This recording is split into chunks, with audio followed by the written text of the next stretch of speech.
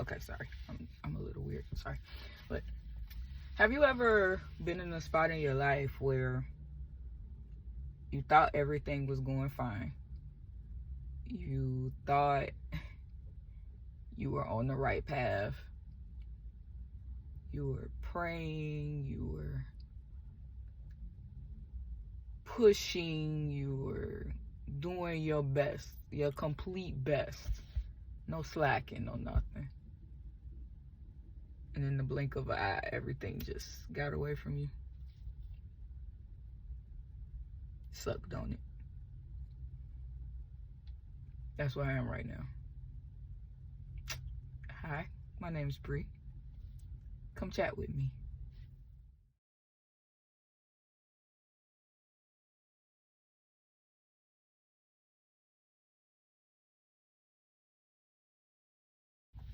So basically, I'm doing this new thing where I feel like I needed an outlet to counter my grief. Counter my grief, counter my frustrations, counter my everything. That's the only way I could put it. Everything. I am 33 years old, living in Houston, Texas, about to be a divorced woman. I'm like right there. I was married for 7 years, and the relationship actually was a 10 plus. And I just knew with everything in me that through all the problems, through all the disagreements, through all the frustrations, through all the misunderstandings and stuff, I just knew everything was gonna be okay. I knew, but at the same time, I knew that it wasn't gonna be okay. So I'm at this point in life now where I'm hurting, I'm seeing, I'm learning, and I'm starting over, but I'm still going. And most days, all I can do is just ask God, like, why am I here? What are we doing? What are we doing here?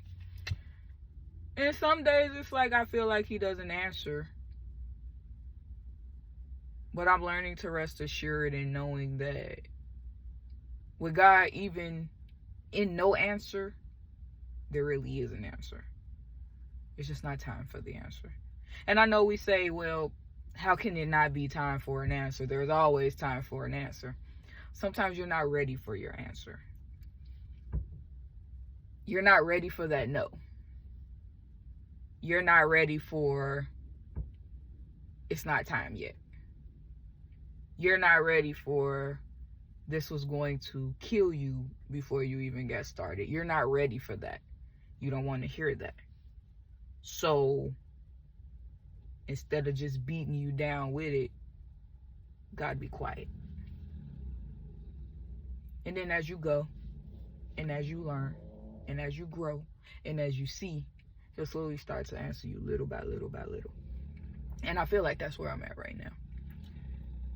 I have been separated from my soon-to-be ex-husband since September 1st.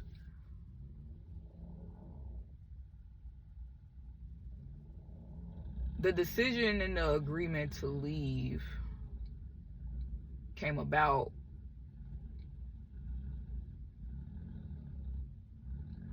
for me a little bit before our 7th year anniversary in April. So from April to August, because literally August 31st, from then to then I knew, and I started to process the fact that our marriage was over. And I had to, within myself, come to terms with what felt like failure, come to terms with what felt like rejection, come to terms with what felt like I'm not good enough. I messed this up completely. I am not good enough. Can't do it no more. I had to start coming to terms with that early, because if I would have waited, I probably would have stayed. And if I would have stayed, my mental state would have decayed more and more daily.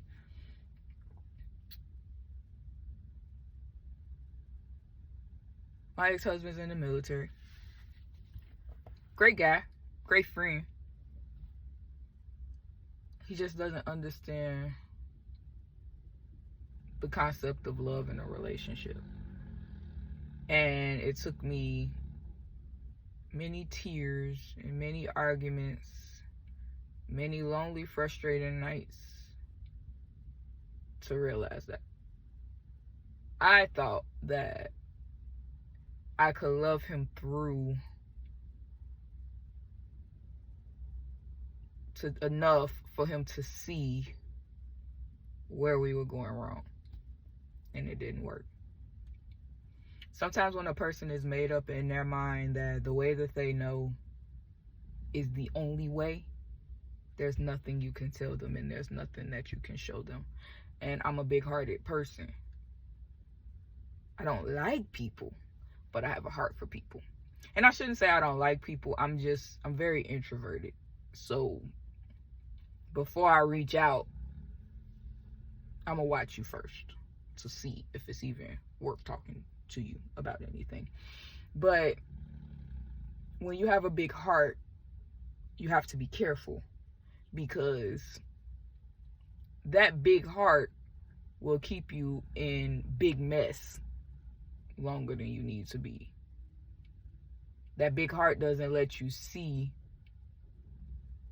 I take it back. It lets you see the red flags, but the red flags are transparent when you have that big heart, because you're always given the benefit of the doubt, or you're always given a chance, or you're always letting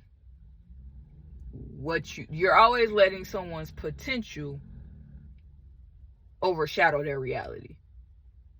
And you can't let potential overshadow the reality, because if you do, you're going to get your feelings hurt every time.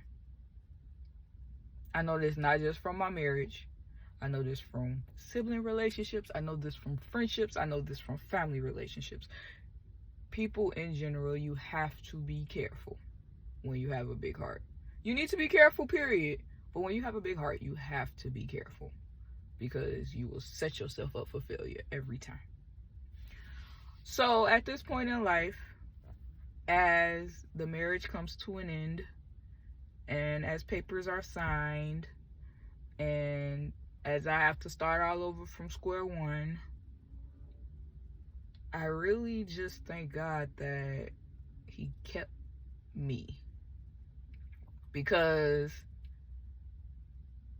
I've tried to kill myself at least 3 times in my lifetime, and no time did it work. And every time it didn't work, I would ask myself why, with the last time being in July of last year, July of 23. I tried to kill myself because I saw no point in living if I got to keep going through the same thing over and over and over again and keep getting my heart smashed, or keep having these failures, or keep coming to these dead-end situations. But he kept me every time. And it just amazes me that I have not yet had luck being in love naturally so on earth. But love from my Heavenly Father, it don't quit. It's like no matter what I do, no matter how stupid I am, or no matter how foolish the things are that I do, he just don't quit. And I'm so thankful for that. Because if he would have let me take myself out this last time, I would not have known the strength that I know within myself now. So to anybody out there that feels like they've messed up beyond repair, to anybody out there that feels like this can't be life, but it is, to anybody out there that feels like there's nothing left for them, I'm here to tell you that there is. And if I can keep going, if I can keep pushing, if I could keep praying, if I could keep believing, if I could keep faithing, when everything around me tell me that my faith should be dead, if I can keep going, I have the belief, not the belief. What is belief? Anyway, I have the belief, I have the strength for you, I have the faith for you that you can too. And I also have the prayers for you that you will make it through. So I didn't want to hold you long. This is my first video of many. Again, I am Bree. Thank you for taking time to sit and talk with me. You can go ahead and leave any comments down in the comment section. I will get to them. I'm not afraid to interact with the people.